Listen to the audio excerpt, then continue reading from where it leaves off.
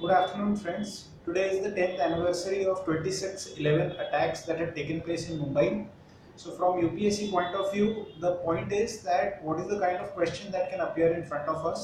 It is an issue related to internal security, as in, how is it that such kind of a dastardly attack could take place in the city of Mumbai? What is it that went wrong so far as our preparedness is concerned? And what are the lessons that we have learned? And how is it that we should be moving ahead so far as internal security of India is concerned, right? So this is one dimension that we need to be able to look at. Try to finish the discussion in 8 minutes because that is the amount of time that we get in a general studies answer to be able to sort of complete it. And the words that you're seeing in front of your screen, these are exactly 100 words. So if you could just note down these 100 words, understand the logic behind these words, and be able to elaborate it, you will surely be able to take it up to 150 or 250 words, whatever may be the requirement of the question. So let us start. So city of Mumbai is not new to terror attacks in the sense that there have been loopholes within our security architecture that has been sort of exploited time and time again by various factors. So whether it be Dawood Ibrahim 1993 or whether it be the train bombings that took place in July of 2006 or of course the 26/11 attack that took place in 2008. So you can see that 250, 200, 165. So you're looking at a number of close to 600 people dying in a span of 20 years because of continuous terror attacks on one city. We are looking at a very poor picture of internal security, right? So 26/11 was a very different kind of an animal altogether, in the sense that these kind of attacks has not taken place in the past, have not taken place beyond that till today, thankfully, right? Why are we saying that these are very unique kind of an attack? In the sense that the Pakistani deep state has been shown to be very clearly involved at various stages of preparation, execution, as well as once the attacks were done to deny the attacks. Until today we have not been able to sort of close this case, in the sense that even today the masterminds and the planners and the handlers of these terrorists sitting in Pakistan have not been sort of put in jail or have not been hanged as India has been demanding time and time again, time and time again.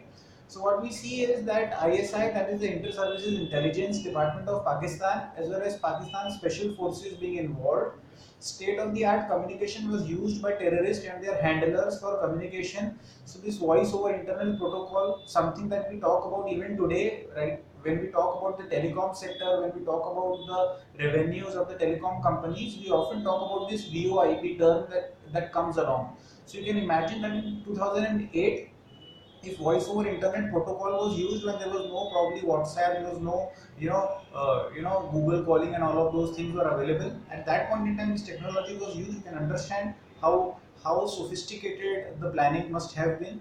Third country addresses were used. The handlers were freely roaming in Pakistan. They were training the terrorists. The Fidain squad of 10 members that was put together was completely trained in Pakistan. There were two, North American national involved. One of them was a US national, another was a Canadian national. Their names are David Coleman Headley and Tawahur Rana. So, you can imagine that at what level these things must have been prepared.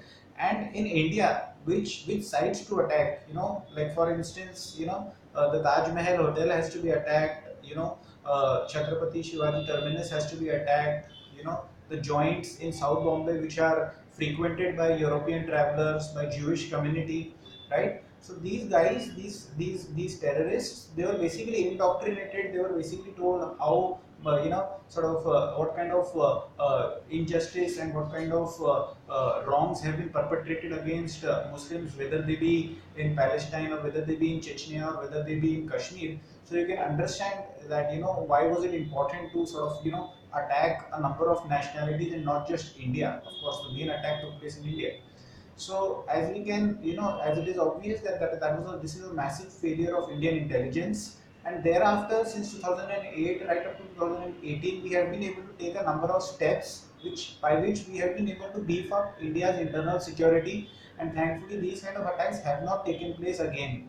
So what are the kind of steps that we have taken? So we have a huge coastline. So far as coastal security is concerned, we have sort of put in a lot of money. We have put in a lot of money for purchase of patrol boats, for setup of specialized institutions to train military slash police personnel for coastal security.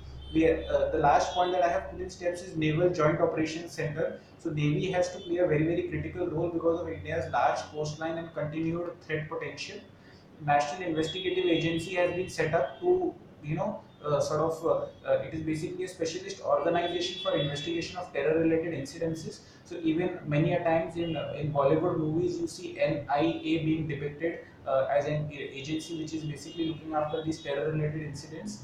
Then we have put in place the NAT grid, National Grid, right? Basically, it is basically an information gathering network. So a lot of information regarding a lot of suspected individuals is stored over here and can be made available to various agencies operating at various levels in India. National Security Guard (NSG) के 4 नए operational hubs have been created so that it can respond in a faster manner to any kind of threat that may emerge. Multi-agency center under Intelligence Bureau has been put into place. These names are very innocent names; they don't indicate anything, but that's how probably our spy agencies work. So MAC under Intelligence Bureau has been created to, rather it was always there, but it was strengthened to further improve the collection of intelligence, because if you have the intelligence, then you can take steps to diffuse the situation before it you know materializes in the form of a terror attack. And of course, we have talked about the Naval Joint Center. In future, what we need to be able to look at is that it is like, I remember talking about to a couple of people that in India major cities have not been attacked in the last 2 3 years. So our security infrastructure must have been beefed up, or things are really great, and the government is doing a great job. While all that may be fine, that is fine, nobody can dispute that yes, major cities have not been attacked, but experts say that the threat potential very much exists. So there is no cause for us to celebrate. There is no cause for us to pat ourselves on the back. Eternal vigilance is the name of the game, and especially now, given the fact that our cell phones and our internets and our social media apps and all of these things are so advanced, and the encryptions are so advanced, and the coding of the phones are so advanced, that remote control terror is an actual reality which is playing out in many parts of the world.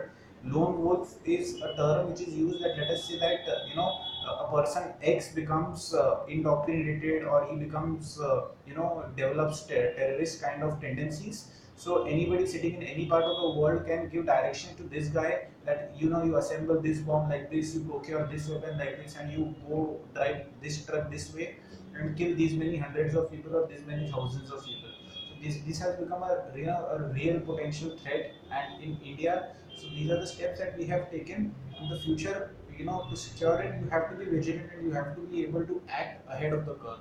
That is about internal security. Thank you so much. Have a great day.